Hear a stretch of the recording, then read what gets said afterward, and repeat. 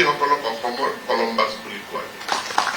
এইখন গুৱাহাটীৰ আচল মালিক, এই গুৱাহাটীৰ অৰিজিনেল মালিকটো কাৰ্বিসকল। এতিয়া গুৱাহাটীৰ পৰা সহায় পালে আমি সোণাপুৰ পালো, ডিমৰীয়া পালো, সেইফালে পাহাৰ পালো।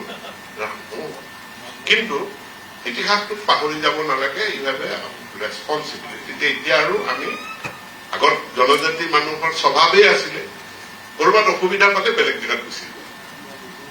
ইয়াত বেছি মানে হাতী বাঘ কিবা কিবি ওলাইছে, গাঁৱটো চিফ্ট কৰি দিয়ে। কৰবাত আছিলে বৰষুণ, এক বছৰ বৰষুণ নিদিলে তাৰ পৰা গাঁৱটো উঠি গৈছে, ভাবিলে ইয়াত আৰু বৰষুণ নিদিয়ে, কিন্তু পিছত আকৌ বৰষুণ দিছে। কৰবাত নদী আহি গল, বেলেগত গুচি গল।